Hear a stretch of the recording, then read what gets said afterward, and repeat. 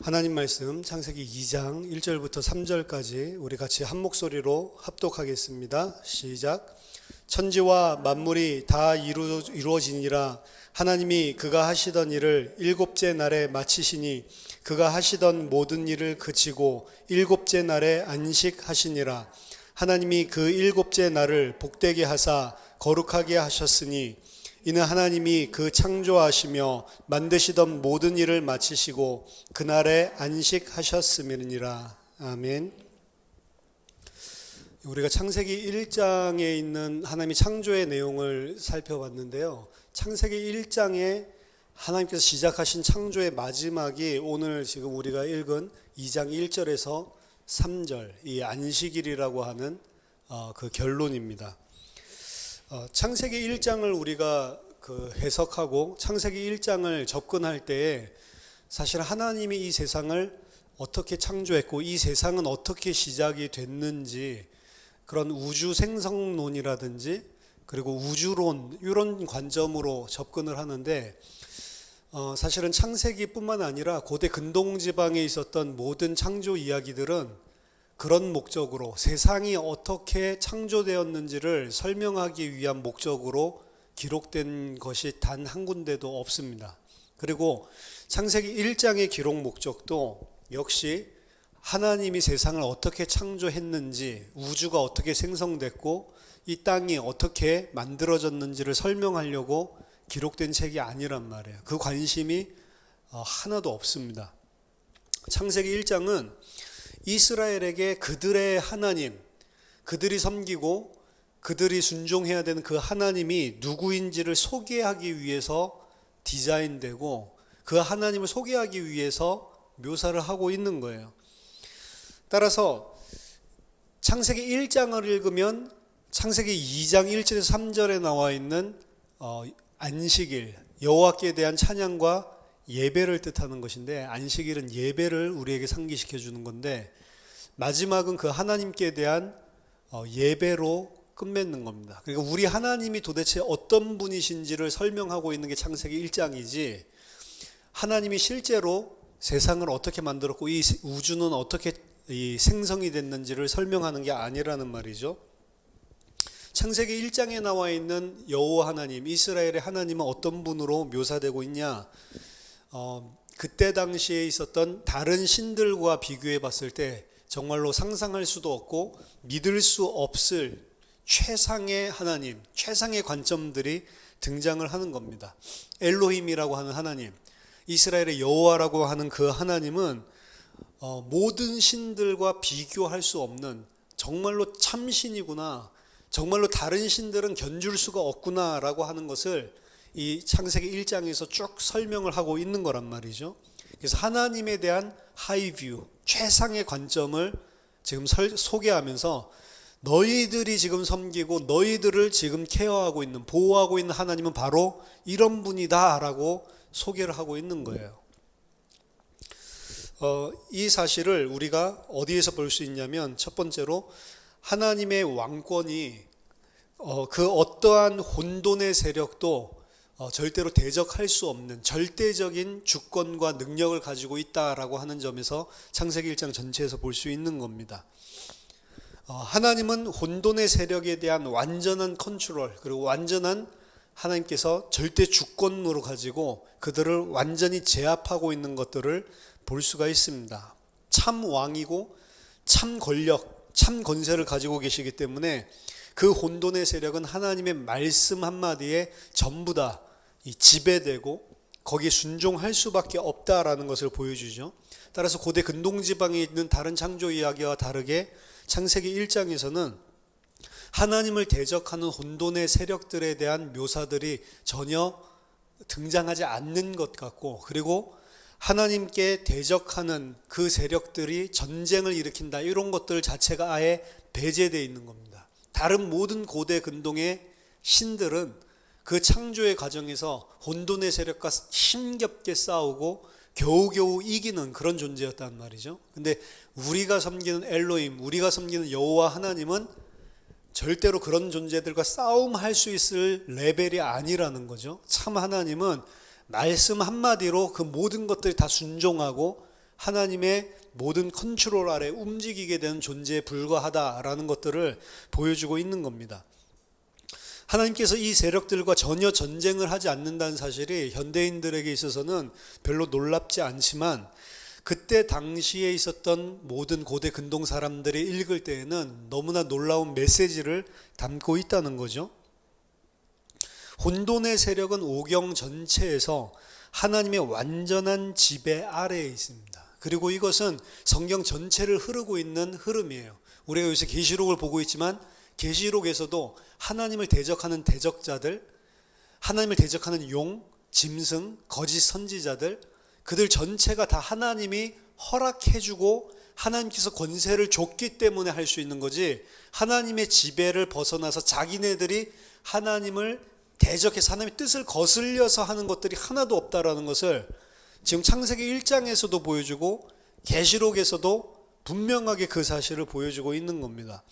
하나님의 모든 것을 지배하고 있다, 모든 것을 컨트롤하고 있다라고 하는 최상의 관점이 창세기 1장에서부터 나오는 거죠. 그래서 그런 하나님, 어떤 물에 있는 존재, 바다의 존재, 테훔, 트훔이라고 표현되어 있고, 그리고 티아맛이라고 표현되어 있고, 바다 괴물이라고 표현되어 있는 이러한 존재들이 절대로 하나님을 대적할 수 있는 그런 존재가 아니고 다 하나님의 주권 지배 아래 완벽하게 컨트롤되어 있는 거다. 만약 그들이 하나님을 대적하는 듯한 행위를 한다면 그것도 하나님이 허용해 주셔서 할 뿐이지 하나님의 허락 없이는 그 어떤 것도 될 수 없다라는 게 창세기 1장에 녹아 있는 겁니다.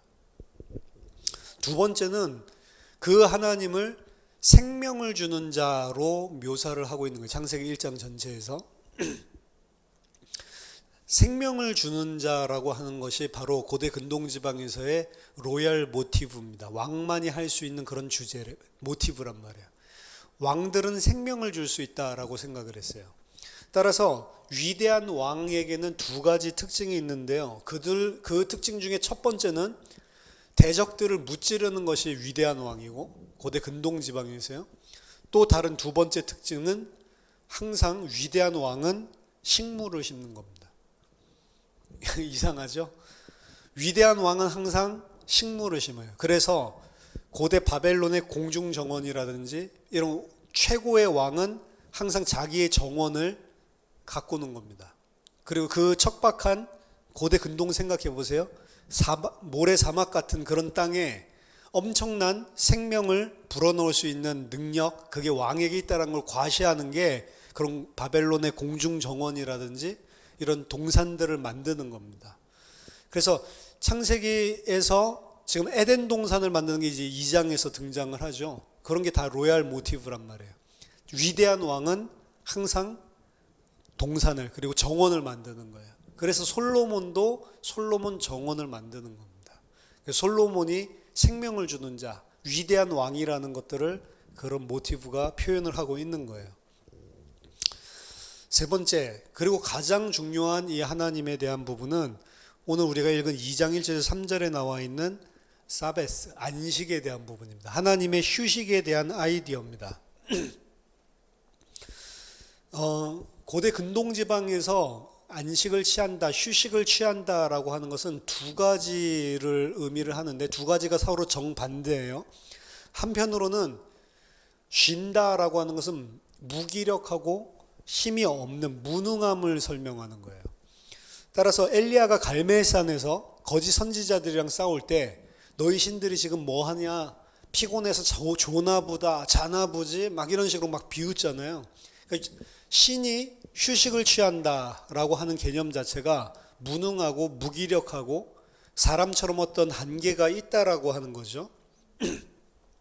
하지만 반대로 요 모티브는 휴식을 취하고 안식을 취하는 것은 반대로 주권, 그 어떤 것도 대적할 수 없도록 완전히 평정을 해놨기 때문에 안식할 수 있는 그 안식, 그 휴식을 의미하기도 합니다.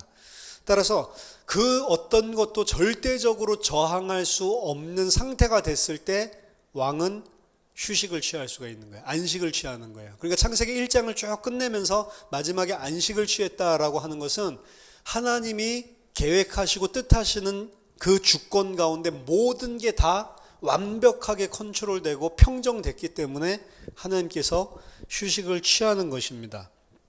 우주를 다스리고 통치하는 데 있어서 하나님은 그 어떤 것에도 도전받을 만한 것이 없기 때문에 휴식으로 들어가는 거예요. 모든 것이 다 하나님의 뜻대로 완벽하게 컨트롤될 때 안식에 들어가는 겁니다. 그러니까 창세기 1장에 나와 있는 그림은 일단은 하나님이 모든 계획하시고 뜻하신 그 뜻 안에서 완벽하게 통제되고 다스려지고 있는 하나님의 질서가 그대로 유지되고 있는 상태를 보여주는 게 2장 1절 3절에 하나님의 안식으로 들어가시는 거란 말이에요. 그 전쟁을 하거나 그리고 이제 다른 대적이 있을 때는 절대로 그 안식을 취할 수 없습니다. 안식은 예배, 우리 인간적인 입장에서는 예배랑 다 있잖아요. 안식일 날 예배를 하라고 하죠. 그러니까 다윗 왕이 모든 그 하나님의 성전을 건축할 수 있는 것들을 다 준비했는데도 하나님께서 거절하신 이유가 너는 네 손에 피를 묻혔기 때문에 할 수가 없다라고 이야기를 하죠. 피를 묻혔다라고 하는 것은 가나안 정복에 있어서 여호수아 때 처음 가나안 정복이 시작됐잖아요. 그 정복 전쟁이 여호수아에게서 시작해서 다윗 왕에게로 끝나는 것을 이야기합니다.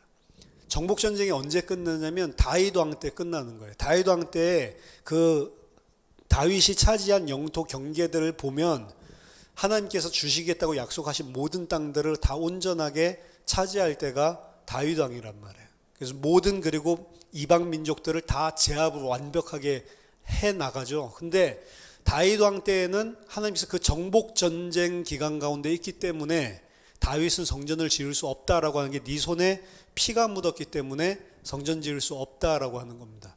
성전을 짓고 안식을 하는 것은 누구에게서 나타나면 그래서 솔로몬에게 들어간 거예요. 왜냐? 정복이 다 끝나고 모든 게 다 평정되어 있는 상태의 왕이 솔로몬, 샬롬, 평화의 왕이거든요. 그래서 하나님께서 오늘 2장 1절 3절에 안식에 들어갈 수 있다라고 하는 것은 하나님이 모든 것들을 다 평정했고 이제 그는 자신이 이루어 놓으신 것들을 보고 즐기는 것밖에 남지 않은 그런 완전한 상태가 됐다라는 것에서 나오는 겁니다. 이것과 동일하게 드러나는 게 신약 성경에서 예수님께서 제자들과 배를 타고 가시고 배를 타고 가시는데 막 폭풍 풍랑이 막 일어나죠. 다 죽을까 봐 두려워하는데 예수님은 주무시고 계시죠. 그 주무시고 계신다는 표현이 피곤해가지고 육신적으로 예수님도 피곤했나 보다 그걸 말하는 게 아니고 예수님이 주무신다라고 하는 것은 바로 지금 이제 2장 1절 3절에 있는 그 안식을 이야기하는 거예요. 예수님은 모든 것을 다 자기 뜻대로 컨트롤하고 지배하시는 분이기 때문에 그런 것들이 전혀 예수님한테 거리낌이 되지 않는 거죠. 그 가운데서도 안식을 취할 수가 있는 겁니다.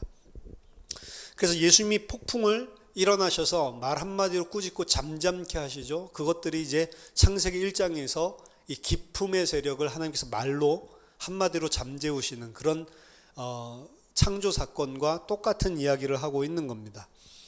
그래서 하나님께서 우주해를 그 트홈, 기품을 창조의 행위로 다 잠잠케 하고 꼭 눌러가지고 육지가 나오게 하시고 하나님이 원하시는 대로 절대적으로 다 컨트롤 하셨듯이 예수님도 구원의 일을 이루러 오신 그 하나님이라는 증거로 폭풍을 말 한마디로 잠잠케 하는 그런 부분들이 등장을 하는 거죠. 따라서 바다라고 하는 거는 창세기 1장에서도 그렇고 그리고 예수님의 내러티브에서도 그렇고 이런 신화적인 고대 근동에서 가지고 있었던 그런 신화적인 사상을 배경에 깔고 있는 거예요. 그러니까 하나님을 대적하는 혼돈의 세력, 그걸 잠재울 수 있는 분은 진정한 창조주라고 하는 그런 배경들을 깔고 있는 겁니다. 그냥 단순하게 폭풍, 물질적인 그런 것 이상이라는 거죠. 그래서 예수님은 귀신을 꾸짖는 것과 마찬가지로 그래서 그 바다도 꾸짖으시는 거예요. 바다가 그 혼돈의 세력, 하나님을 대적하는 세력, 그런 식으로 믹스해서 지금 생각을 하고 있는 겁니다. 따라서 성난 바다라고 하는 것은 혼돈의 신, 귀신과 같은 세력으로 묘사가 되고 있는 것이고, 그 내러티브 다음에 곧바로 게네사렛의 귀신 들린 자 이야기가 등장을 하는 거예요. 거기로 연결이 되고 그 귀신들을 다 나중에 돼지 안으로 들어가고 그 돼지가 바닷속에 들어가서 몰살당하는 그런 부분들이 등장을 하는 겁니다. 따라서 예수님이 이러한 문맥 속에서 풍랑이 일어나는 가운데서 주무시고 계시다라고 하는 것은 인간적인 면에서 피곤함을 말하는 것이 아니고, 무능함을 말하는 것이 아니고, 절대적인 주권을 가지고 다 다스리고 있다라고 하는 것을 설명하고 있는 그런 메시지를 담고 있는 겁니다. 자, 창세기 1장의 목적이 뭐냐? 그래서 창세기 1장은 이스라엘에게 하나님을 설명하고 있는 겁니다. 이분이 바로 너희와 언약적인 관계에 들어간 그 여호와 너의 하나님이다 라는 것을 설명하는 거예요. 이런 하나님을 너희는 섬기고 이런 하나님과 언약적인 관계에 들어갔기 때문에 너희는 다른 여호와 외에 다른 신을 네 앞에 둘 수 없는 것이다 라고 이야기를 하는 거예요. 그래서 창세기 1장은 하나님을 왕으로 제시를 하고 있는 겁니다. 너희의 왕. 창세기 1장의 목적, 그리고 오경의 목적, 그리고 전체 성경의 목적은 사실은 하나님을 왕으로 섬기게 하는 거예요. 그게 사실은 회개고 그게 구원이잖아요. 내가 왕되었던, 내가 하나님의 자리를 점하고 있었던 데서 돌이키는 게 회개고, 거기 안에 하나님과의 생명이 회복되고 그 안에서 구원이 일어나는 거란 말이에요. 성경 전체가 그 이야기를 하고 있는 것입니다. 따라서 창세기 1장은 하나님의 창조 사역을 마무리하면서 안식과 예배에 대한 걸로 결론을 짓고 있는 거예요. 창세기 1장의 목적은 그래서 에뉴마 엘리시, 바벨론의 창조시라고 하는, 창조 기사라고 하는 에뉴마 엘리시랑 목적이 똑같은 겁니다. 에뉴마 엘리시도 어떻게 이 말뚝이 자기들의 국가 신이 되었는지를 창조의 과정을 통해서 설명을 하고, 마지막에 말뚝의 이름을 50가지를 부르면서 말뚝을 찬양한단 말이에요.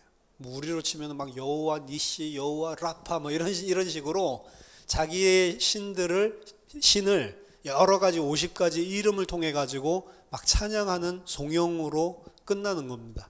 창세기 1장의 목적 똑같은 겁니다. 창세기 1장은 어떻게 이 세상을 만들었는지를 말하는 게 아니고, 우리가 왜 하나님을 찬양하고 왜 하나님을 예배해야 되는지, 그래서 마지막이 안식으로 끝나는 겁니다. 모든 자들은 이 하나님 앞에, 여호와 앞에 무릎을 꿇고 경배해야 된다라는 메시지를 하는 거예요. 다른 메시지가 아니고.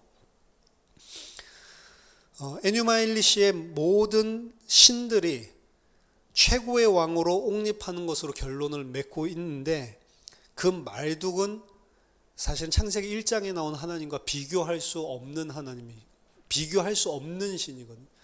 하나님은 말뚝처럼 싸우고 막 어렵게 투쟁해가지고 겨우겨우 얻어내는 그런 분이 아니란 말이에요. 바로 우리가 섬기는 이 하나님만이 참 신이고, 그런 것들은 전부 다 거짓 신들이다. 모든 신들 위에 신이라는 표현이 그래서 나오는 겁니다.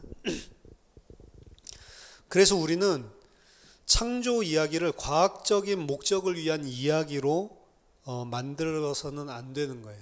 창세기 1장을 보면서 진화론이 맞니 창조론이 맞니 그런 이야기를 하라고 기록된 게 애초부터 아니란 말입니다.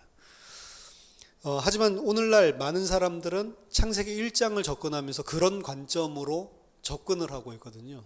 창세기 1장을 보면서 진화론이 맞니, 혹은 진화론이 이 속에 포함됐니 안 됐니, 이런 식의 접근 방법을 하고 있단 말이에요. 창세기 1장은 그런 이야기가 아닙니다. 우리가 예배해야만 하는 하나님에 대해서 이야기하고 있는 게 창세기 1장이에요. 따라서 창세기 1장의 원래의 목적은 완전하게 닥살러지컬, 하나님을 송영하고 하나님을 예배하는 그런 목적으로 주어진 것이다. 그렇게 볼 수가 있습니다. 창세기 1장에 나와 있는 이제 창조 이야기를 이 안식까지 이렇게 살펴보면서 마무리하면서, 지난주 말씀드린 대로 하나님께서 창조하신 날에 대한 거, 6일 동안 하나님이 천지를 창조하셨다라고 이야기를 하는데 그럼 창세기에 나오는 창조의 하루는 과연 어느 정도의 기간인가? 그냥 문자 그대로 24시간인가? 아니면 다른 견해를 생각해 봐야 되는가에 대해서 같이 좀 정리를 하겠습니다. 미국의 보수 장로 교단이 PCA인데요. 오늘 제가 말씀드리는 여러 가지 견해들 가운데 PCA에서는 목사 안수를 받으려면 이 부분에 대한 점검을 해요. 성경을 어떻게 해석을 하고 있냐는 거죠. 창세기 1장에 하루를 어떻게 너는 보냐라고 하는 거를 정답이 있습니다. 근데 그 정답이 하나는 아니고 네 가지예요. 네 가지 중에 한 가지를 하면 그래도 너는 보수적인 그리고 바른 성경 해석을 하고 있다라고 인정을 해주는 거죠. 그러니까 여러분들이 이거를 굳이 한 가지 답으로 딱 내려고 할 필요는 없습니다. 네 가지 중에 뭐가 더 우세하다 그런 게 없어요. 네 가지 다 강점이 있고 네 가지 다 불완전한 게 있단 말이에요. 첫 번째는 캘린더 뷰입니다. 그러니까 이거는 문자적인 견해. 그러니까 달력, 우리가 보는 달력처럼 문자적으로 하루를 24시간으로 이해를 하는 겁니다. 그래서 이게 가장 전통적인 보수에서, 그리고 사실은 현대 과학 문명이 발전하고 인간의 이성, 비판의식이 발전하기 전에 모든 사람들은 다 창세기 1장 읽을 때 당연하게 우리가 어렸을 때 그랬듯이 뭐 하루 24시간이지 뭐 이렇게 이해를 한 거잖아요. 이 견해에 대해서 PCA에서는 동의를 하고 있고요. 여러 가지 중에서 안식일에 대한 것들을 하나님이 출애굽기에서 설명하실 때 하나님께서 6일 동안 창조하시고 7일째 쉬셨기 때문에 7일째에 너희들이 예배 드려야 된다, 안식을 취해야 된다라는 개념으로 말씀하시고 있기 때문에 가장 원론적으로 이 견해가 보수주의에서는 당연한 것으로 여겨졌습니다. 저도 이 견해에 동의를 합니다. 어느 정도는 완전히는 아니지만. 한 가지 문제점은 이 의견을 제시하는 데 있어서 이 사람들이 늘 이야기하는 것은 성경은 문자적으로 그대로 그냥 이해를 해야지, 내가 그게 잘 이해 안 된다고 해서 이걸 갖다가 막 비유적으로 생각을 하거나 뭐 이렇게 하는 것 자체가 불신앙이다라고 몰아치는 거예요. 그렇지 않습니다. 이 캘린더 뷰를 가지고 있는 사람도 창세기 1장 전체를 다 문자적으로 해석할 수가 없어요. 문자적으로 해석한다면 어떻게 해야 돼요? 라키아를 인정해야 돼요. 근데 인정 안 하잖아요. 그러니까 이 사람들은 하루를 24시간으로 해석하는 것만이 문자적으로 성경을 그대로 믿음을 가지고 해석하는 거고, 거기에 무슨 다른 토를 다는 거는 불신앙인 것처럼 몰아붙여요. 왜? 그거는 너희 이성으로 이해가 안 되니까 그냥 무조건 하고 너희들 생각에 끼워 맞추려고 비유적으로 지금 상징적으로 해석을 하고 있는 거라고 몰아붙이는데, 과연 본인들은 그럼 모든 성경을 다 문자적으로 해석하냐라고 하면 창세기 1장마저도 이 사람들도 문자적으로 해석할 수는 없다라는 거죠. 그렇기 때문에 이 해석 자체가 완벽한 것은 아닌 것이라는 겁니다. 그래서 보수 리폼드 가운데 그린빌 세미너리가 있는데, 이제 그린빌에서 가장 많이 지지하는 견해입니다. 그리고 웨스트민스터나 리폼드 신학교에서도 소수의 교수님들이 지지를 하고 있는 거예요.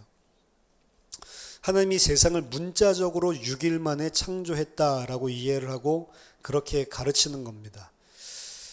이거는 성경의 역사적인 성격을 굉장히 강조하는 거예요. 그러니까 시적인 이런 것들이 아니고 성경은 역사적인 것들을 팩트 그대로 설명하고 있는 거다라고 하는 것을 굉장히 강조하고 있는 겁니다. 특히 제가 여러 가지 이런 고대 근동지방의 신화적인 배경들을 이야기했지만, 이런 신화적인 배경, 성격 이런 것들을 절대 성경에서 찾을 수 없다라고 하는 이 완고함을 가지고 있는 그런 견해란 말이에요. 이 첫 번째 의견 견해 외에 다른 모든 이 하루, 창조의 하루에 대한 적분들은 연대기적 문자적 해석을 어느 정도 다 완화하고 있는 것들이에요. 요것만 딱 그냥 아예 딱딱하게 리지드하게 그렇게 주장을 하고 있는 겁니다. 하지만 단순하게 이것만 역사적으로 보고 있는 거고 다른 견해들은 다 역사적으로 보고 있지 않다라고 단순화시켜서 그렇게 공격을 할 수는 없어요. 왜냐하면 역사에 대한 것들을 우리가 볼 때 항상 역사와 역사 기술에 대한 것들을 생각해요. 역사는 히스토리고요. 역사 기술은 히스토리오그래피라고 해요. 역사는 실제 일어난 일을 말하는 거고 그 실제 일어난 거를 글로 옮기는 것, 묘사하는 게 역사 기술 히스토리오그래피예요. 이게 독일어 같은 경우에는 분명히 그 구분이 있어요. 실제로 일어난 일, 그거는 히스토리에라는 단어를 쓰고 그걸 글로 역사로 쓸 때는 객시케라고 다른 단어를 써요. 근데 우리나라는 글이 역사밖에 없어요. 그냥 역사. 그러니까 제가 역사 기술이라는 좀 약간 잘 들어보지 못한 말을 쓰는 건데 여러분 역사가 일어났는데 그 역사를 있는 그대로 비디오로 찍지 않는 한 있는 그대로 기술을 할 수 있다라고 생각을 하세요? 그거 불가능한 거거든요. 오늘 뭐 여기 울산에 불이 났는데 불이 났다라고 이야기를 하는데 예를 들어서 그 불난 데서 나온 사람이 그 불난 상황을 설명을 하는 거에는 자기가 개인적으로 주관적으로 체험한 뭔가가 들어가게 돼 있어요. 굉장히 리얼하고 굉장히 위험한 것처럼 묘사를 하게 돼 있죠. 하지만 똑같은 불이 났지만 오늘 뭐 밖에 나가보지도 않은 저 같은 경우는 다르게 이야기를 하게 돼 있다. 그렇죠? 그리고 그 안에 내 가족이 있는 사람이 묘사하는 거랑 나랑 전혀 상관없는 사람도 있는 사람들이 묘사하는 거랑 그런 한 사건만 놓고 보더라도 틀리다고요. 평창올림픽 개막을 했겠는데 평창올림픽에 대한 것들을 쓰고 거기 지금 막 북한에서 이렇게 와서 뭐 같이 뭐 단일팀 만들고 막 이런 말이 많잖아요. 그럼 똑같은 한 팩트를 가지고 기록을 할 때에도 기자의 성향에 따라서 다르다고. 그렇죠? 지금 이게 우리나라의 큰 위기가 올 문제를 계속 키우고 있다라는 관점으로 쓰는 그런 기자도 있을 거고 이게 지금 평화 통일을 위한 이런 대화할 수 있는 어떤 한 통로가 놓여졌다. 큰 스텝을 우리가 한 걸음 나아갔다. 이런 식으로 보는 사람이 쓸 수도 있다고. 그럼 두 사람이 똑같은 일을 쓰는데 북한의 공연을 보고 공연에 대한 관람 기록을 해도요. 다르게 돼 있다고. 한 사람은 쌍심 지키고 저 공연 속에 어떤 정치적인 색깔이 있을까 없을까라는 것 가지고 다 면밀하게 보게 돼 있고 그렇죠? 한쪽은 그런 거 전혀 신경 안 쓰고 막 은혜된다 이러면서 본 것들을 쓰겠죠. 그러니까 똑같은 팩트가 일어난 거지만 우리가 그거를 글로 옮길 때는 내 주관이 섞여서 뭔가를 이야기하고자 하는 방식으로 오늘날의 역사 기술도 그렇게 쓴다고요. 전쟁이 일어나고 나면 패자의 편에 있었던 역사 기술은 싹 다 태워버리죠. 전부 다 승자의 관점으로 전부 다 전환을 시켜버립니다. 그렇죠? 그러니까 우리가 역사를 볼 때는 그 역사 자체가 절대로 중립적인 역사가 있다라고 볼 수가 없는 거예요. 그리고 또한 역사 기술 방식에 있어서도 현대적인 역사 기술 방식과 고대의 기술 방식이 다릅니다. 박혁거세가 어디서 태어났어요? 아래에서 태어났죠. 박혁거세라는 사람이 있었겠습니까? 없었겠습니까? 있었다니까요. 있었는데 과연 그 사람이 진짜 아래에서 태어났냐?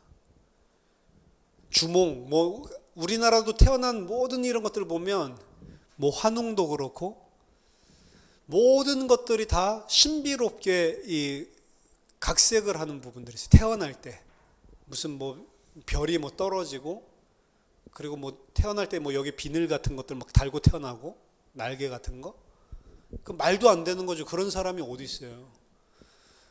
그리고 시타르타가 태어났을 때도 태어나자마자 뭐 8걸음 걸어서 천상천하 유아 독존 했다고 하잖아요. 실제로 그렇게 했을까요? 아니라니까. 그럼 왜 그런 거짓말을 하냔 말이에요. 말도 안 되는 이야기를 하죠. 그러니까 우리가 봤을 땐 그건 거짓말이고 신화화시키고 있는 이야기지 절대로 역사가 아니라고 현대 역사 기술 관점에서 그렇게 보죠.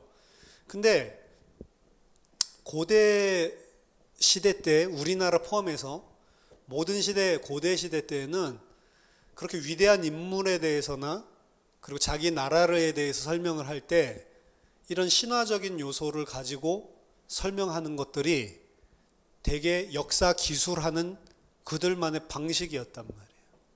그럼 이 사람들은 역사라고 쓴 거예요. 왜? 위대한 사람은 그렇게 표현해야 되니까. 그렇죠? 모세가 갈대 상자에 넣어가지고 떠내려갔다. 실제로 그렇게 했을까요? 갈대 상자에 실제로 넣어서 갈대 숲에다가 넣은 것 같아요? 그랬을 수도 있죠.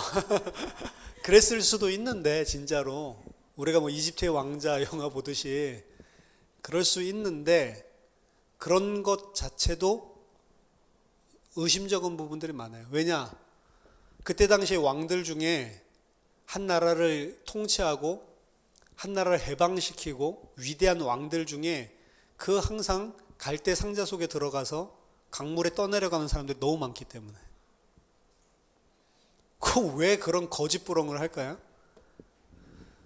우리나라에서는 항상 미혼모나 그리고 원치 않는 그런 아기를 출산을 했을 때 항상 어떻게 하냐면 그 강보에 싸가지고 부잣집 대문 앞에다가 이렇게 두고 오죠.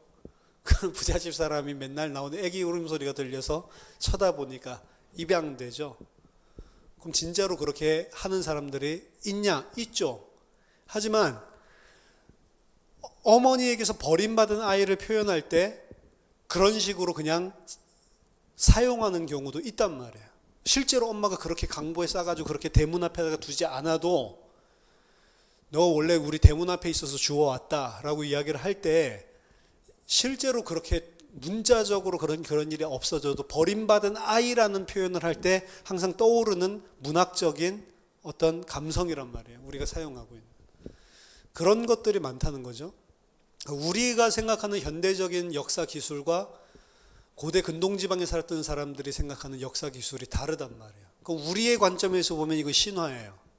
근데 그 사람들은 역사를 그렇게 써왔어. 그 사람들 입장에서는 역사를 쓴 거예요. 그렇죠?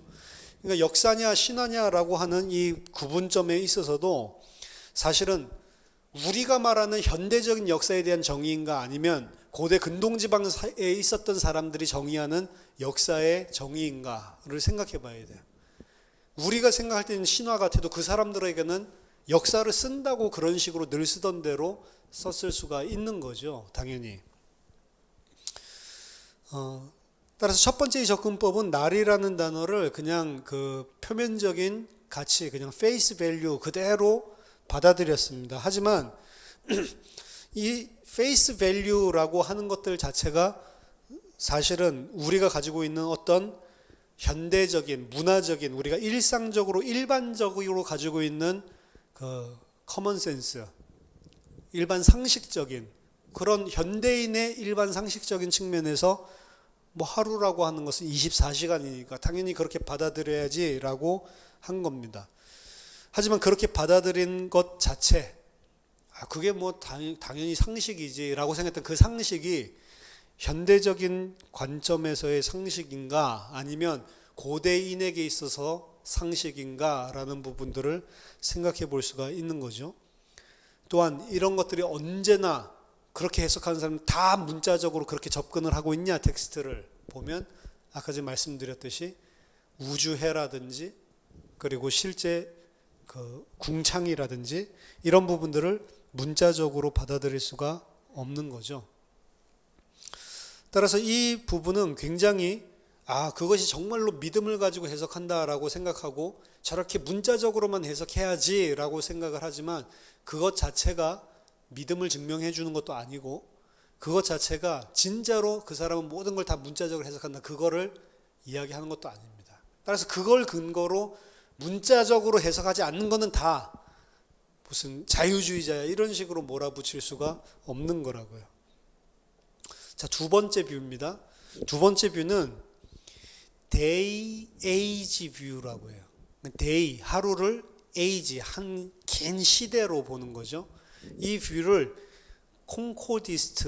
콩코디스트들은 과학과 그리고 하나님의 말씀을 뭔가 좀 융합시켜 보려고 하는 그런 사람들을 콩코디스트라고 합니다. 이 사람들의 견해예요. 이 견해를 주장하는 사람들이 현대에는 굉장히 많죠. 그러니까 여기서 말하는 하루는 문자적인 하루가 아니고 그 하루는 굉장히 긴 시대를 이야기를 하는 거다. 하지만 이 견해는 사실은 어떻게 보면 가장 설득력이 약하다라고도 볼 수 있는 그런 견해입니다. 이 견해가 많은 지지를 받는 이유는 페이스 신학교, 웨스트민스터에서 우린 더 보수적으로 해야 되겠다. 왜냐하면 웨스트민스터는 술, 담배를 허용하니까 기독교인은 술, 담배 할 수 없다라고 한 사람이 맥킨타이어랑 같이 나와서 만든 학교가 페이스 신학교예요. 완전 망했죠. 그래서 한국 사람이 샀습니다. 페이스 신학교를. 그러고 나서 막 학위를 남발했죠. 그래서 그 한국 사람이 사고 난 다음에 학위 받은 사람은 다 돈으로 학위를 받은 겁니다. 그래서 지금은 학교로 인정을 안 해줘요. 그 사람, 그 한국 사람들 때문에. 원래는 그래도 웨스트민스터에 있는 교수 중에 맥킨타이어가 나오고, 그리고 또 이제 좀 완전 막 꼴통 같은 보수기는 하지만, 그래도 이제 괜찮은 사람들이 만든 학교인데, 우리 한국 사람들이 그렇게 망가뜨렸습니다. 그리고 커버넌트 신학교에 있는 학자들, 이런 사람들 때문에 이제 영향을 줬는데, 이 사람들이 이제 리폼드, 그 개혁주의에 영향을 많이 줬어요. 그래서 50년대에서 60년대에 가장 유행했었던 그런 견해입니다. 여기서 6일이라는 기간은 확정되지 않은 시간은 긴 기간이라고 이해를 하는 거예요.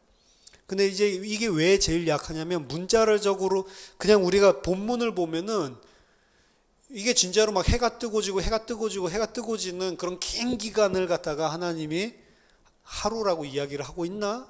이런 부분들에 있어서 좀 사실은 텍스트 자체의 지지를 받기가 너무 어려운 거죠. 그래서 문자적으로 받아들이는 것도 문제지만 또 문자적인 것들을 너무 이렇게 무시하고 과학에 근거해서, 이 사람들이 생각하는 과학이에요. 결국에는 과학적으로 지구의 나이는 6,000년이 될 수가 없는 거거든. 켈빈도 지구의 나이가 4,000년에서 6,000년이라고 딱 확정지었습니다. 문자적으로 이 데이를 다 해석했기 때문에. 그렇기 때문에 이거는 현대 과학에서 지구의 나이가 뭐 46억 년이다 뭐 이렇게 이야기를 하니까, 이게 어떻게 그런 에비던스들이, 증거들이 계속 나오니까 과학적으로, 그럼 이거를 성경은 진리여야 되는데 이러면 6,000년이면 이게 진리가 안 되잖아요. 그러니까 이걸 어떻게 끼워 맞추지? 라고 생각을 하다가 그러면 이거는 하루가 길어야 된다 라고 생각해서 나온, 그래서 콩코디스트입니다.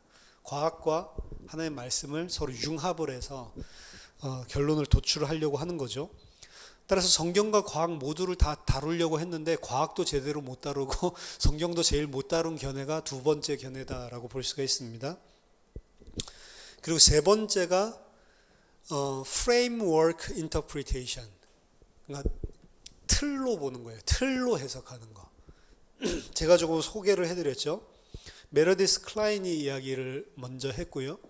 이게 이제 굉장히 많은 영향을 주고 있는 겁니다. 그러니까 창세기 전체의 이야기는 하나님이 틀을 가지고 모든 것을 다 하나님의 계획에 따라서 창조했다라는 걸 보여주고, 첫째 날에서 둘째 날, 셋째 날, 이때는 우리가 본 것처럼 토후, 문제를 해결하고, 그리고 넷째 날에서 여섯째 날까지 보후의 문제를 해결하고, 그래서 첫째 날은 넷째 날에 상응이 되고, 둘째 날은 다섯째 날에, 셋째 날은 여섯째 날에.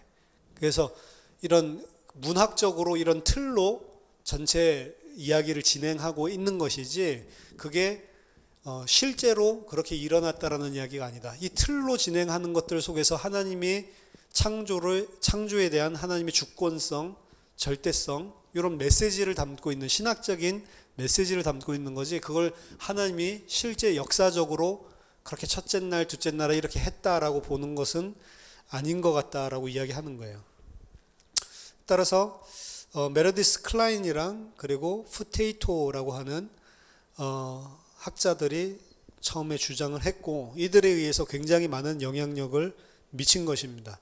따라서 창조주간의 계획, 하나님께서 이루어진 것은 시적인 성격을 가지고 있고, 이미 그 문학적인 텍스트 자체가, 그리고 창조의 토픽들을 연대기적인 것이 아니고 주제에 따라서, 토픽에 따라서 셋업을 해놓은 것이다, 그렇게 봐야 된다라고 이야기하는 겁니다.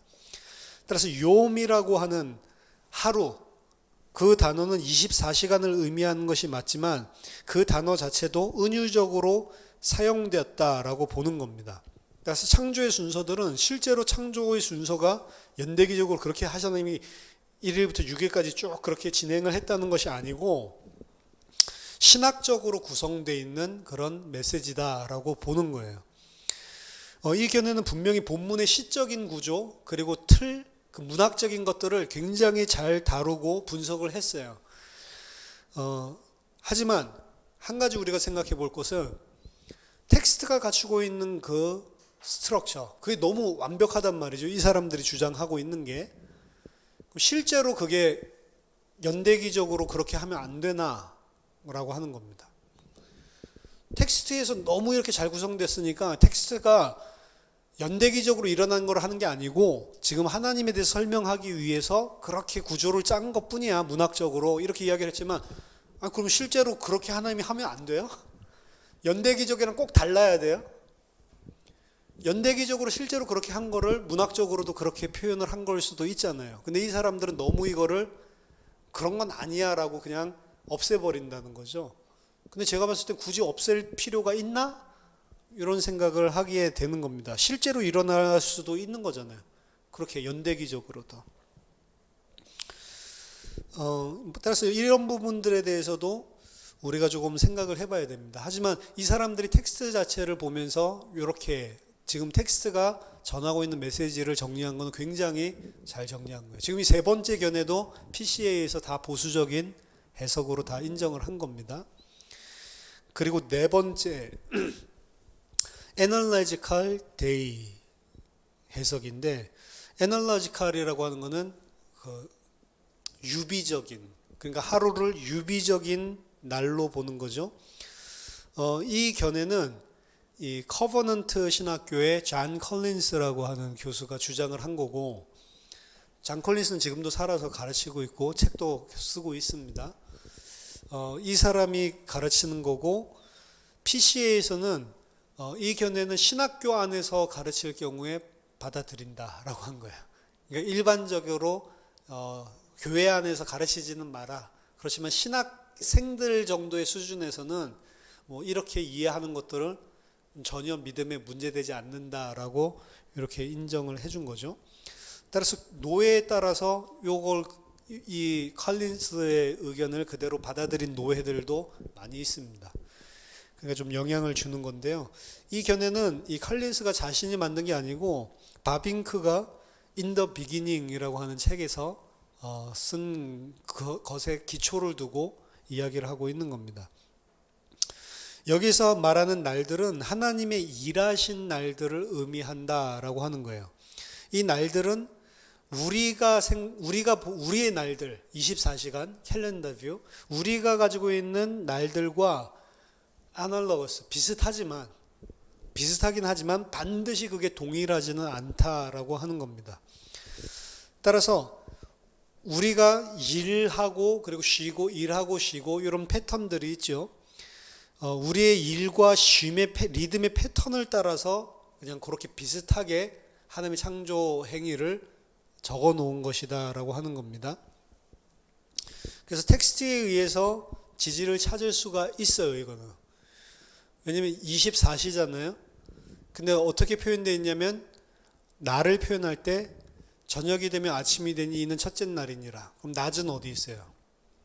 낮 동안에는 하나님이 창조하신 일을 하고, 그리고 저녁이 되고 아침이 되면서 하루가 흘러가는 것처럼 표현을 했잖아요. 그러니까 하나님이 창조하시고 하나님이 우리가 일하고 저녁 때 쉬고 그 다음날 밝는 것처럼 그런 패턴을 가지고 리듬을 따라서 전체를 지금 구성을 하고 있다는 거죠. 하지만 그 날들이라고 하는 것은 우리의 패턴을 따라서 그렇게 문학적으로 표현을 한 것은 맞지만 그 길이 자체가 인간이 생각하는 일반적인 24시간이랑 동일하다, 아이덴티컬하다라고 볼 수는 없다라는 거죠. 초자연적인 활동 기간을 의미한다라고 이야기를 하는 겁니다. 따라서 이 날들은 특별하게 정해지지 않은 어떤 길이 연속적인 기간을 의미한다라고 주장을 하는 거예요.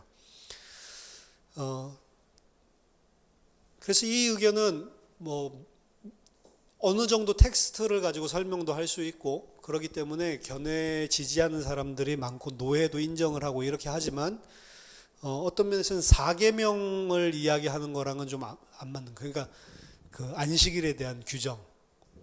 안식일에 대한 규정은 그게 여러 날이 아니라 그냥 하루인 것처럼 이야기를 하고 6일 동안 일하고 7일째 쉰다. 이제 이 부분을 이제 사실은 설명하기가 조금 힘든 겁니다. 물론 그걸 이 사람들은 어떻게 이야기를 하냐면 그거는 요 창세기 1장에 근거해서 이야기한 거지 실제로 하나님이 그렇게 했다라는 건 아니다라고 문학적으로 그 레퍼런스를 따서 이야기를 하는 거지 실제로 하나님이 그렇게 했기 때문에 제4계명을 그렇게 준 게 아니다라고 이야기를 하면 그것도 문제가 해결되죠.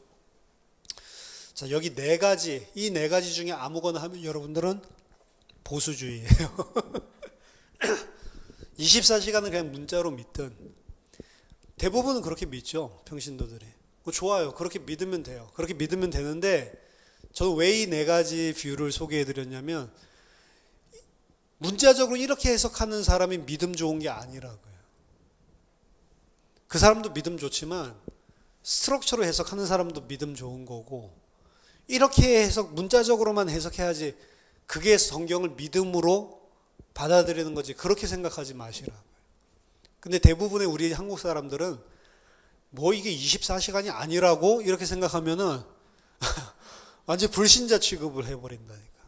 그러면 안 됩니다. 이 네 가지 뷰 전체가 다 보수적인 의견이고 해석의 방식, 내가 이걸 어떻게 해석할 거, 어떤 해석학적인 툴을 가지고 내가 해석할 거냐에 따라서 다른 결과가 나오는 거지 믿음의 부분이랑 관련이 없다는 거. 그리고 모든 것들 24시간 뷰조차도 다 약점이 있다는 거. 그렇게 좀 이해를 하고 넘어가면 되겠습니다. 그럼 다섯 번째부터 나오는 뷰들은 PCA에서 인정하지 않는 뷰들이에요. 어떻게 하냐면 다섯 번째는 intermittent day interpretation. intermittent는 뭐냐면 간헐적 단식. 여러분 들어보셨습니까? 간헐적 단식? 간헐적 단식은 뭐냐면 많이 해보세요. 하루 24시간이 있으면 24시간 중에 먹는 시간을 6시간으로 하는 거죠. 마음껏 먹어도 돼요. 6시간 동안. 그러니까 아침, 점심, 저녁을 6시간 동안 먹는 거지. 그리고 나머지 16시간은 안 먹는 거예요. 그렇게 그냥 사는 거예요. 그러니까 먹고 싶은 거 있으면 그 6시간 안에만 먹어라. 그럼 다이어트가 되냐? 된다니까요. 그렇게 하면서 일주일 중에 하루나 이틀 정도는 그 간헐적이잖아요. 그 간격을 16시간으로 계속 지금 유지하잖아요. 음식 먹고 안 먹고를 16시간, 먹고 안 먹고를 16시간. 그 공복이 계속 된다는 소리거든요. 근데 하루 정도는 아예 24시간을 안 먹는 거예요. 그렇게 하면 절대로 안 찐다는 겁니다. 간헐적 단식 쳐보세요. 이거 한참 유행했었던 건데 그 간헐적 단식이 뭐냐면 intermittent 다이어트예요. intermittent. 그러니까 이건 간헐적으로 이야기를 한 겁니다. 그게 이제 무슨 소리인지 이해가 되십니까? 하나님이 창조하신 건 6일이 맞아요. 근데 하루 창조하고 이제 간헐적 단식. 오랜 시대 동안 쉬어. 그리고 또 하루 창조하고 또 오랫동안 쉬고. 그래서 창조한 날만 뽑아보면 6일이라는 거죠. 기록은 오랫동안 간헐적으로 단식하고 있는 시간은 빼고 창조한 날만 성경에 이제 기록을 해놓은 거예요. 그러니까 6일 동안 창조하고 맞죠. 하나님의 창조의 행위는 6일이라는 거죠. 창세기를 과학에 끼워 맞추려고 너무 노력하는 이런 견해라고 볼 수 있습니다. 그 다음에 6번째는 갭 인터프리테이션, 갭 티오리라고도 이야기를 하는데, 이거는 세대주의자들이 이야기하는 거예요. 세대주의자들이 1950년대에 스코필드가 성경을 썼잖아요. 성경 옆에다가 자기가 막 주석 달고, 스코필드 성경 들어봤죠? 그게 세대주의적인 관점에 쓴 거라서 우리 지금 계시록 강의랑 전혀 맞지 않는 이야기 들으니까 스코필드 하면 그냥 세대주의자, 혹은 뭐 세대주의자 외우기 힘든 나쁜 놈, 이렇게 생각하시면 됩니다. 어쨌든 이 세대주의자들은 창세기 1장 1절과 1장 2절 사이에 뭔가 큰 갭이 있었다고 이야기하는 거예요. 그러니까 하나님이 태초에 천지를 창조하시니라 라고 이야기를 했는데, 그게 막 혼돈하고 공허하고 막 이런 모습이잖아요. 하나님이 그럼 창조를 이런 혼돈한 걸 창조했다고? 말이 안 된다. 창세기 1장 1절에서 완벽한 세상을 창조해놨는데 어떤 사건이 터졌고, 그 사건으로 인해서 하나님께서 창조하신 창조 질서가 혼돈으로 싹 다 지금 문제가 온 거다.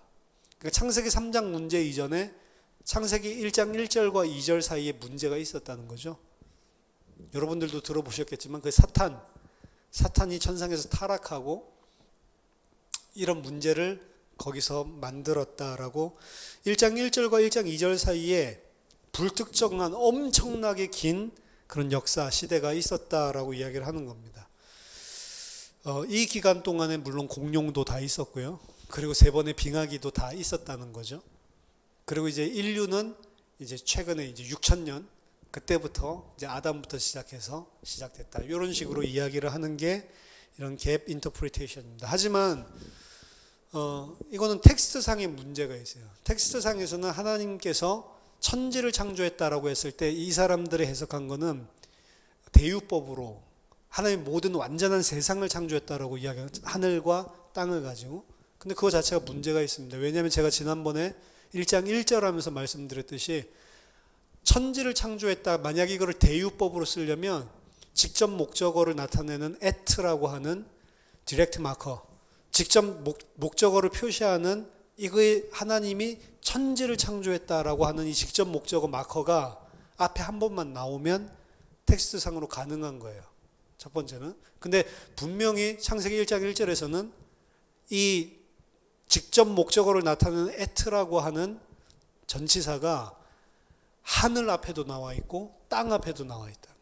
그러니까 이건 분명히 하늘이라는 것과 땅이라는 걸 만들었다는 이야기지, 하늘과 땅을 통해서 전체를 다 하나님 만들었다라는 표현으로 해석하기 힘들다, 텍스트상에. 두 번째는 하늘과 땅을 만들고 만약에 중간에 어떤 갭이 있었고 막 천사들이 타락하고 막 이런 하나님 창조 질서를 무너뜨리는 일이 있었고, 그 다음에 이제 창세기 1장 2절이 등장을 한다면 이거는 히브리어의 내러티브 흐름상 1장 2절에 뭐가 나와야 되냐면 바이익톨이 나와야 돼요. 그러니까 바브라고 하는 엔드라고 우리가 보통 해석하는 그리고 혹은 그러나로 해석하는 접속사랑 동사가 나와야 된다. 그래야지 시간이 흘러가는 거예요. 그게 이제 내러티브의 이야기 흐름이라고. 근데 이 바이익톨 형태가 안 나오고 거기에서는 바에레츠, 그러니까 바브라 그 접속사랑 이 명사가 따라 나온다고. 그 명사가 뭐냐면 땅이라고요. 하나님이 하늘과 땅을 창조하셨다. 그러고 나서 이야기가, 스토리가 진행되는 게 아니고 쑥 들어가서 이야기 흐름은 멈춰놓고 부연 설명하는 게 이 표현이에요. 하늘과 땅을 창조하셨는데 그 땅은 이런 거다라고, 그 땅의 상태는 이런 거다라고 설명하는 식으로 텍스트가 구성이 되어 있다고요.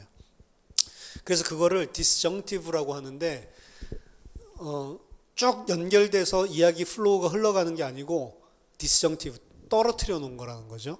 이야기 흐름에서 따로 부연 설명을 하고 있는 verb 플러스 명사 플러스 카탈이 나오고 있다는 겁니다. 따라서 텍스트가 절대로 그거를 반영하고 있지 않아요. 또한 성경 어디를 보더라도 1장 1절과 2절 사이에 갭 띄어리는 그 갭을 누가 만들어서 넣었어요?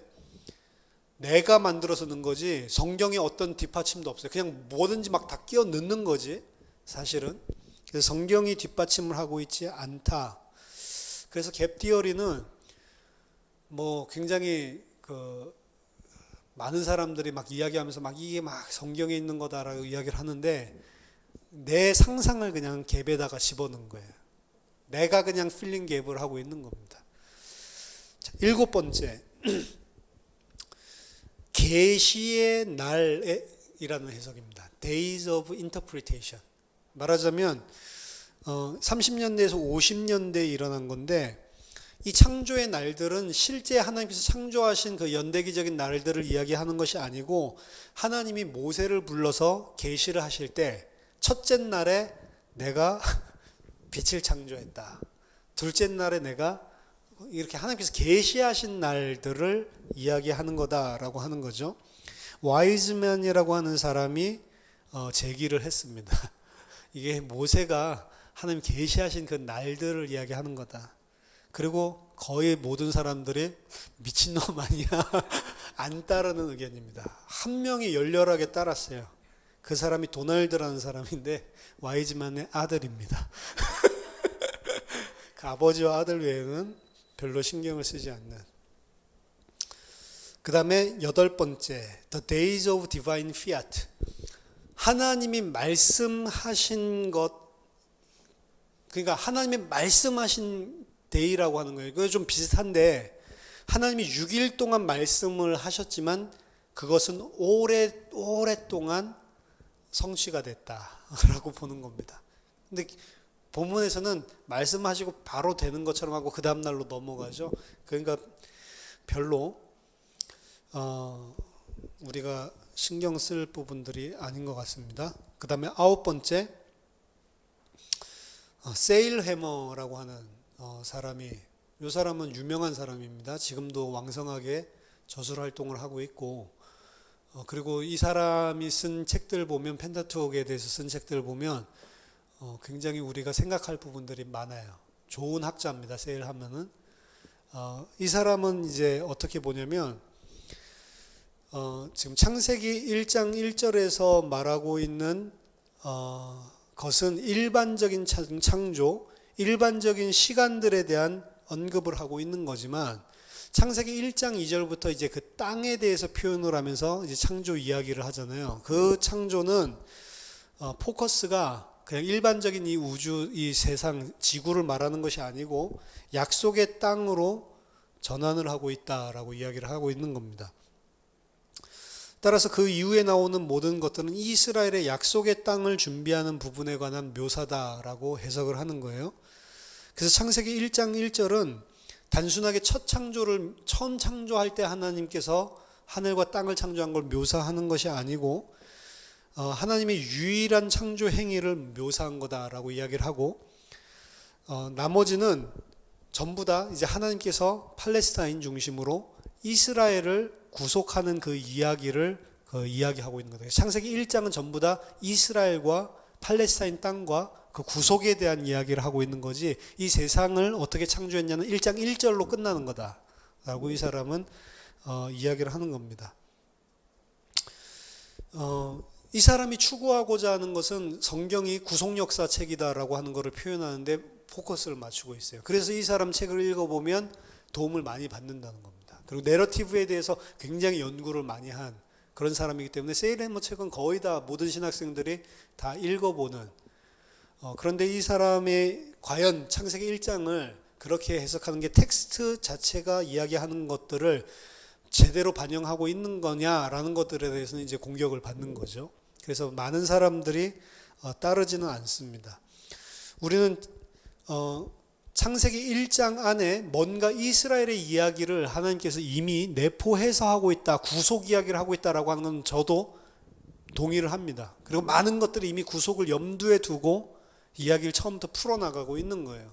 그러니까 세일햄의 이야기에는 제가 당연히 동의를 하지만 과연 그게 그 이야기만 하고 있는 거냐라는 거에서는 이 세일러문은 그거를 완전히 그 이야기만 하고 있는 거다라고 몰아붙이는데 그런 것 같지는 않다는 거죠.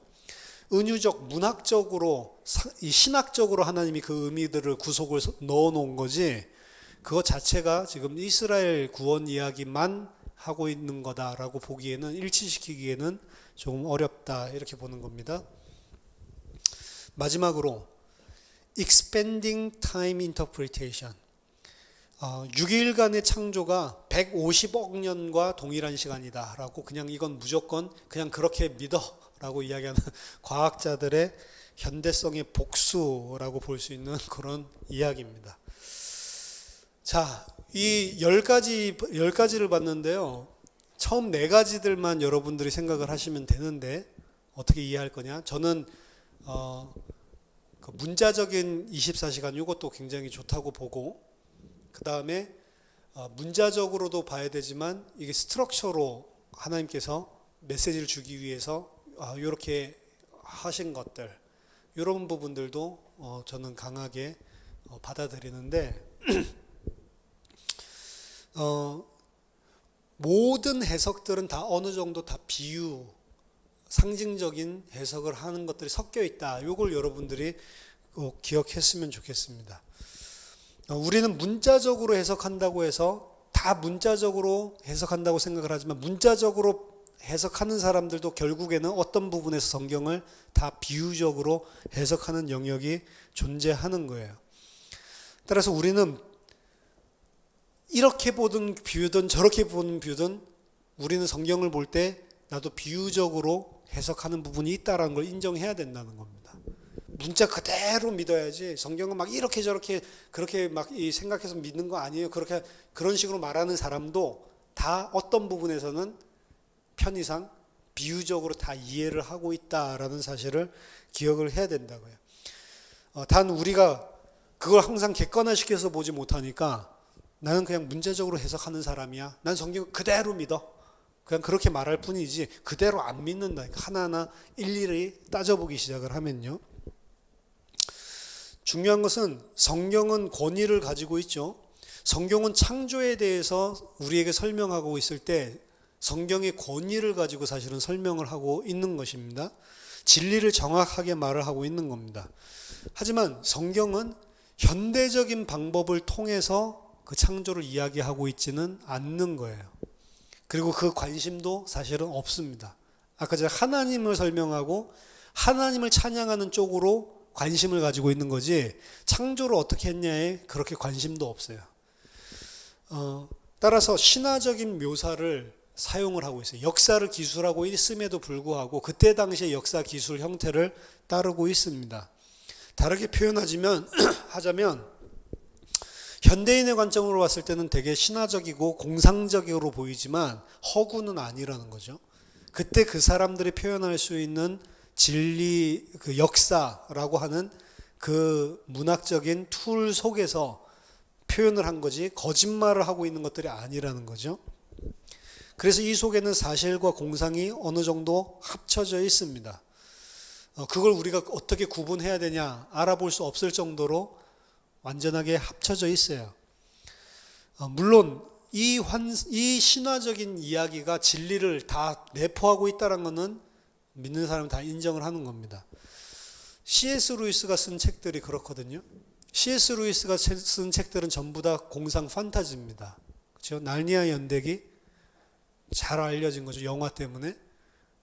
전부 읽어보면 막 다 상상 이야기예요.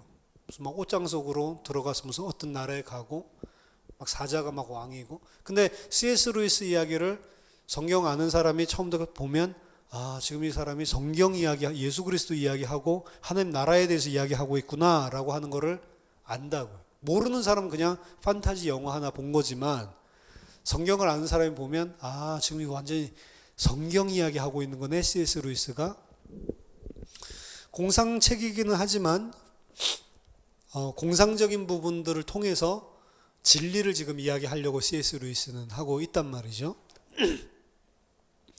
그래서 우리는 성경 안에서 공상적인 신화적인 부분들이 존재를 하고 그것은 그때 당시의 사람들에게 하나님이 계시하셨기 때문에 그들 자신의 문학적인 이런 양식을 따른 것이기 때문에 그런 것들이 섞여 있을 수 있지만 그 표현을 통해서 우리에게 하나님의 진리를 전달하고자 하시려고 한다라는 것들을 분명히 기억을 해야 됩니다.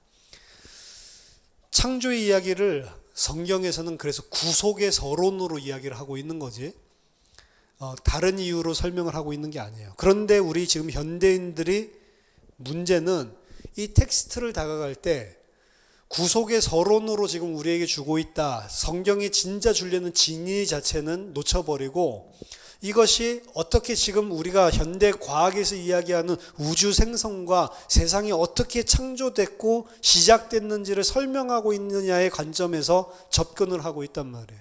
그거 자체가 틀린 거라는 겁니다.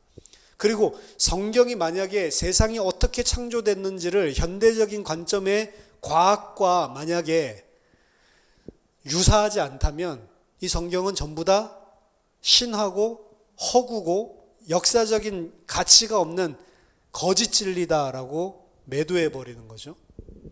그럼 현대 과학에서는 예를 들어서 빅뱅 이론이라든지 뭐 이런 걸 통해서 우주 생성론이라든지 그리고 지구가 오랜 기간을 가지고 있다라고 추측을 하는데 여러 가지 과학적인 데이터를 가지고 그걸로 봤을 때 무슨 6일 만에 이 세상이 땅이 다 만들어지고 이렇게 됐다라고 판단을 해버리는 거죠. 그러니까 말도 안 돼. 어떻게 6일 만에 이런 지질이나 이런 것들이 어떻게 만들어질 수가 있어. 그러니까 성경은 거짓말책이야 라고 치부해버리는 거죠. 하지만 성경을 자세히 보면 성경은 현대적인 과학의 관점으로, 과학 기술의 관점으로 창조 이야기를 하고 있는 게 전혀 아니고 우주해 같은 거 어떻게 설명할 거예요. 그러니까 이 사람들이 해석을 하고 있는 것들은 문자적으로 해석을 하고 있는데 사실은 문자적으로 해석을 할 수 없는 영역들이 다 존재를 하고 있는데 그 문자적으로 해석한 거를 현대 과학이랑 비교를 해서 그게 맞냐 안 맞냐를 보고 이게 진리냐 안 진리냐를 따진다는 거죠. 거기에서 더 나아간 사람들이 바로 창조과학자들입니다. 창조과학 지금 굉장히 논란 많습니다. 한동대부터 시작해서 창조과학을 주장하고 있는 창조과학자들과 그리고 창조과학을 너무 무분별하게 들어왔었던 목사들과 그리고 성도들이 창조과학회의 설명을 들으면서 성경은 진짜 과학책이랑 똑같구나 이렇게 한단 말이에요. 이 사람들은 성경에서 말하고 있는 그 특별 계시에서 이야기하고 있는 창조 이야기와 우주 생성론이 같은 것이 돼야 된다고 생각하는 사람이에요. 따라서 지구는 6,000년밖에 안 돼야 되는 거예요. 젊은 지구론을 주장하는 사람들입니다. 이 사람들이 주장하는 것들은 고대 근동지방에서 3,000년 전에 4,000년 전에 쓰여졌던 이 텍스트가 현대 과학에서 이야기하는 것과 똑같아야 된다라고 생각하는 거예요. 그리고 그거를 억지스럽게 주장하고 있는 겁니다. 과학을 조금 진짜로 알고 객관적으로 보는 사람들은 창조과학회를 굉장히 무시하죠. 근데 교회 안에 너무 많은 세미나와 강연을 통해서 이들이 주장하고 있는 것들의 왜냐하면 과학도 우주 생성이나 그리고 전체적인 이것들을 완벽하게 다 해석해내지 못한 영역이 많잖아요. 그런 허점들도 있고 에비던스들도 부족하고 그런 부분들에 대해서 이제 막 깐단 말이에요. 막 까고 있기 때문에 도움이 되는 부분도 있어요. 전혀 하나님이 없다라고 생각하는 사람이 창조과학회 이런 거 들어보면 진짜 하나님이 계신 것 같아 이런 생각이 충분히 들 수가 있다. 근데 그거 믿음 아닙니다. 하나님이 없다고 생각하는 사람이 과학적으로 저렇게 막 하나님의 존재를 설명하니까 하나님 진짜 있을 수도 있겠다. 이게 믿음이 아니라고요. 내가 전혀 바뀐 게 없어요. 그걸로. 하나님이 있을 것 같다 없을 것 같다. 그거 자체 가지고 믿음이 생겼다라고 이야기를 하는 게 아니라고요. 그러니까 보교제로 좀 도움될 수 있을 만한 건 맞는데 진짜 과학자들 기독교인들 중에 이런 사람들 막 깐단 말이에요. 지금 서울대 우종학 교수라든지 막 이런 사람들이 과학과 신학과의 대화, 과신대 이래가지고 강연도 많이 하는데 저는 우종학 교수를 더 지지합니다. 왜냐하면 성경 창세기 1장은 창조과학자들이 이야기하는 그 창조 이야기를 하고 있는 책이 아닌데 이 사람은 그런 책이라고 상정을 하고 지금 현대과학에다가 창세기 1장의 해석을 끼워 맞춰서 전부 다 표현을 하고 있다. 잘못된 것입니다. 그러면서 이야기하기를 창세기 1장은 반드시 브루트 팩트, 가감없이 연대기적으로 역사적으로 일어난 일을 쓰고 있어야만 이게 진리다라는 식으로 몰아붙인다. 그런 식으로 싸우잖아요. 자유주의자들이나 불신자들한테 우리 백판지게 돼 있어요. 진짜로 그렇게 싸우면. 우리가 공격할 수 있는 것은 너희 과학도 완전히 증명된 건 아니다라고 공격할 수는 있어요. 하지만 과학은 항상 뭐를 주장할 때 데이터들을 많이 가지고 이야기를 하거든요. 지구가 6,000년 됐다고 주장하는 게 이기기 힘들다고 사실은 데이터 가지고. 여러분 정말 6,000년밖에 안 됐다고 생각하시는 거예요? 그러니까 6,000년밖에 안 됐다라고 생각을 하고 왜? 특별계시에서 하나님 그렇게 이야기하셨으니까. 그럼 이 특별계시책을 어떻게 보는 거예요? 현대 과학의 관점에서 하나님께서 기록해서 줬다라고 하는 거예요. 근데 이 책은 아닙니다. 3,000년 전의 사람들에게 그 사람들이 가지고 있는 우주론과 우주 생성론을 가지고 하나님을 설명하기 위해서 이야기한 책이지 세상이 어떻게 만들어졌다라고 준 책이 아니란 말이에요.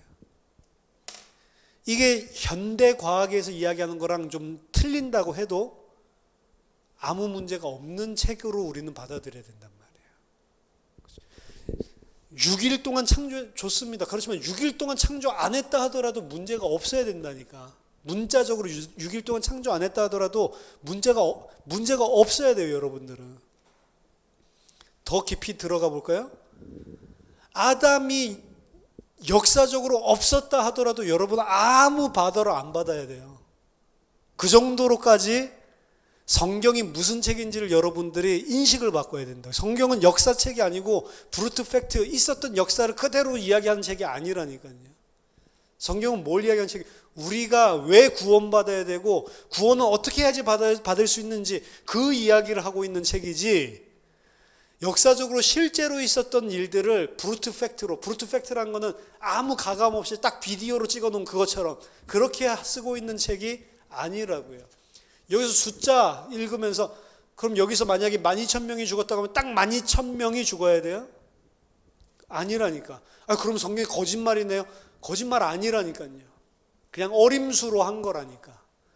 그러니까 전쟁했을 때 벌어진 사람의 숫자 그게 틀릴 수가 있어요. 역대기서랑 열왕기서랑 틀릴 수가 있다고. 근데 그런 것들 다 따져가면서 이거 봐, 여기서 몇 명이라고 있는데 여긴 몇 명이라고 하고, 이게 그럼 둘 중에 하나는 틀렸네? 그 성경에는 모순이었고 성경은 다 진리라면서, 근데 둘 중에 하나가 뭐가 맞는 거야? 1,000명이 죽었다고 했는데 예를 들어서 여긴 1,500명이 죽었다고 했어요. 그럼 뭐가 맞아요? 성경이 서로 모순을 하고 있는데 그럼 여러분 어떻게 하실 거예요?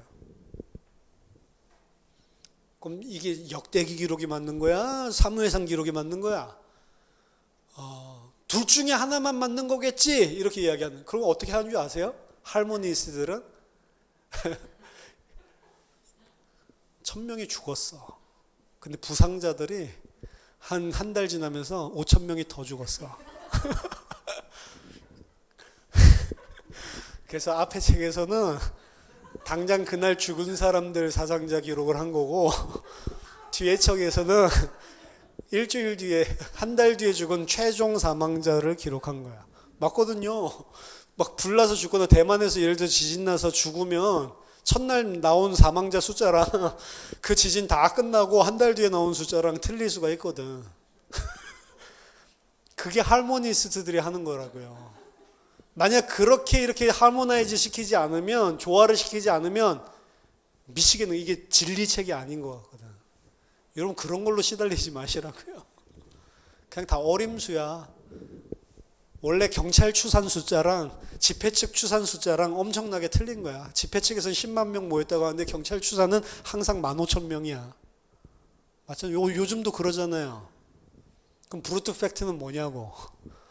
요새 JTBC에서 팩트 체크도 뭐 하는데, 추산 방법이 다 다르죠.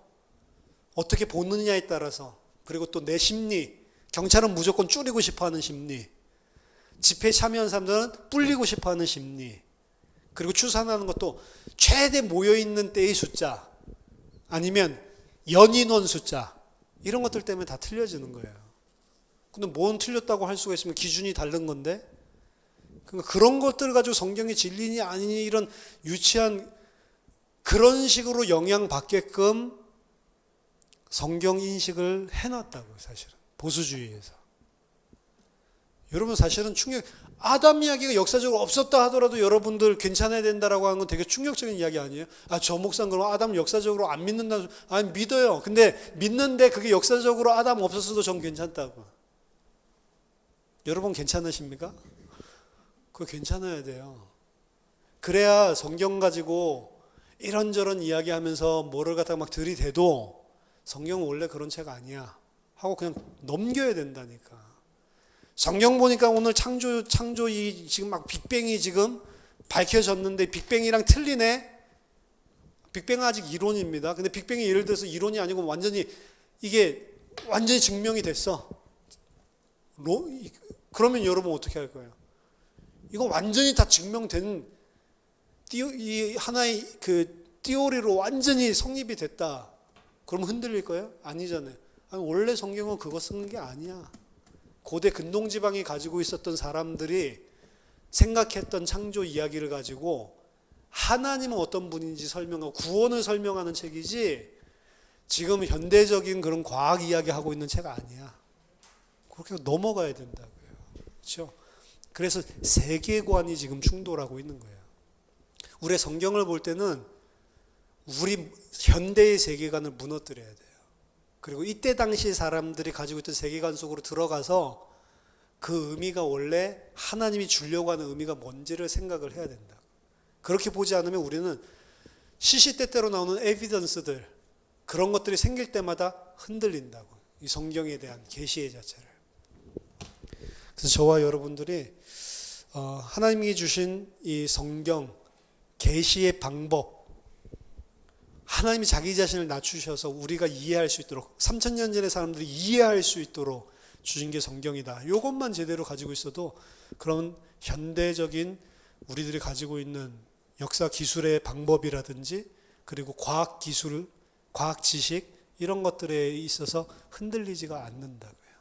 근데 그거를 맞다라고, 과학적으로 다 맞아야 된다라고 주장하는 사람이 창조론자들이라고요. 아예 베이스가 같은 거예요. 그러니까 불신자들이랑. 불신자는 뭐라고 얘기하면, 성경이 지금 우리가 밝혀낸 현대과학이랑 맞지 않으면 이거 진리 아니야 라고 하는 베이스를 창조주의자들은 똑같이 가지고 있다고. 아니야, 해보니까 현대과학이랑 딱 맞는데? 이러고 있는 거라고. 그러니까 그 기본 베이스 자체가 고대 3000년 전의 책을 가지고 지금 3000년 후의 과학이랑 딱 맞다라고 주장해야지, 그리고 그거랑 딱 맞아야지 진리라고 이야기하는 사람들이 지금 성경을, 내 세계관을 가지고 고대 근동 세계관을 잡아먹으려고 하는 형태로 성경을 폭력적으로 읽고 있는 거예요. 사실은 성경 자체로 first reading, 그래서 우리가 항상 first reading을 할 때 그 문화, 그리고 이 문맥, 그리고 그 단어가 의미하는 거, 이런 것들을 많이 생각을 해보고 진의를 살펴보는 겁니다. 저와 여러분들이 날 이야기 한 게 아니에요. 그래서 오늘 강의는 24시간인지 아닌지 이거 결정 내주려고 한 게 아닙니다. 오늘 배워야 되는 가장 중요한 거는 성경이 가지고 있는 세계관과 우리 현대인들이 가지고 있는 세계관이 충돌하고 있기 때문에 성경을 읽을 때는 이들의 세계관 속으로 들어가서 읽어야 된다는 거예요. 그리고 우리가 가지고 있는 것 기준으로 이걸 틀렸다, 이게 진리다 아니다, 이런 식으로 판단할 수 있는 성질이 아니라는 거, 그게 더 큰 우리가 배워야 될 부분입니다. 기도하겠습니다. 하나님, 우리가 성경을 상고하고 또 말씀을 상고하면서 하나님께서 저희들에게 주시고자 하는 바른 진리를 알 수 있도록 성경 보는 눈을 열어주시고, 또 저희들이 가지고 있는 기준이 아니고 하나님께서 이 말씀을 계시할 때 그때의 기준을 가지고 성경이 우리에게 주시는 하나님의 음성을 잘 듣는 하나님의 백성들 될 수 있도록 인도해 주시옵소서. 예수 그리스도 이름으로 기도하옵나이다. 아멘.